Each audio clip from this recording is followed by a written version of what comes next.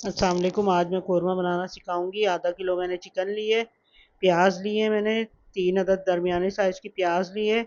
2 चमचे मैंने लहसुन अदरक का पेस्ट लिया है और दही ली है और एक पैकेट लिया है मैंने कोरमा मसाले का, आधा पैकेट। हाफ़ के जी बना रही हूँ इसलिए आधा पैकेट लिया है। और ये मैं ऑयल डालूँगी इसमें। और इस तरह करके मैं फिर इसमें प्याज थोड़ी सी ब्राउन करूँगी। और ये प्याज में ज़रा ब्राउन करूँगी। 3 प्याज हैं, ये मैंने काट ली हैं, जैसे क्योंकि मुझे इसको पीसना भी था इसलिए मैंने थोड़ी मोटी मोटी काट ली। तो अब मैं इसको थोड़ा सा ब्राउन करूँगी। और इस तरह करके मैं ब्राउन करूँगी थोड़ी देर तक। और ये लाइट ब्राउन करूँगी, बहुत ज़्यादा डार्क नहीं करूँगी कि वो फिर कड़वाहट आ जाती है तो सही नहीं बनती। तो मैं इस तरह करके मैं ब्राउन करूँगी थोड़ी देर तक। इसको मैंने कम ऑयल में डाला है, बाद में ऑयल बढ़ा दूँगी। ये देखें, ये मैंने इसको लाइट थोड़ी सी सही कर दी है, लाइट ब्राउन करी है। और अब इसको मैं पीस लूँगी ग्राइंडर में। इन सबको निकाल के मैं ग्राइंडर में डालूँगी और उसे पीस लूँगी। और मैं चूल्हा बंद कर देती हूँ। अब ग्राइंडर में मैंने थोड़ा सा पानी डाल दिया ताकि ग्राइंडर ख़राब ना हो, इसलिए थोड़ा पानी डाल दिया, क्योंकि पकती हुई प्याज है इसलिए। अब इसमें मैं डाल दूँगी ये सारी प्याज। ये देखें, ये सब के सब इसमें मैं डाल के तो इसको बंद कर दूँगी। ये सारी निकाल लूँगी और ग्राइंड कर दूँगी। ग्राइंड से ये होता है कि बिल्कुल बारीक हो जाती है। क्योंकि ये देखें, ये सब डाल दी मैंने इसमें और इसका ढकना ढक दूँगी। और ये मशीन में मैं पीस लूँगी। ये तकरीबन पानी डालने से थोड़ी ठंडी भी हो गई है ये। तो अब ये जो है ना, मैं इसको पीस लूँगी, बिल्कुल बारीक कर लूँगी ग्राइंड से।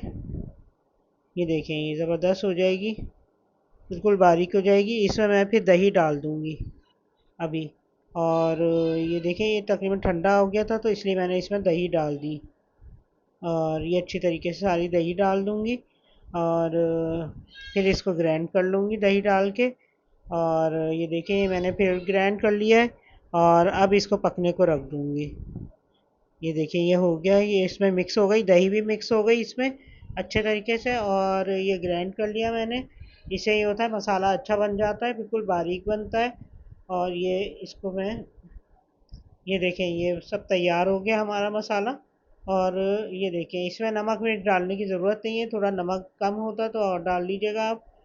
ये जो पैकेट होता है, कोई सा भी पैकेट ले लें, शान का लें, चाहे नेशनल का लें, चाहे कोई सा भी मेहरान का लें, जो भी ले लें।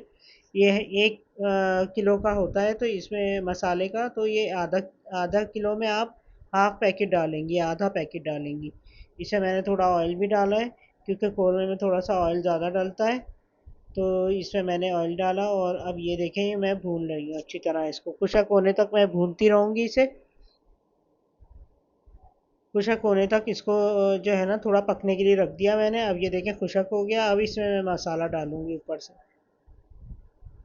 तो ये हाफ़ पैकेट जो मैंने रखा हुआ था मसाला, ये वो डाल दिया मैंने सारा। ये हाफ़ पैकेट है।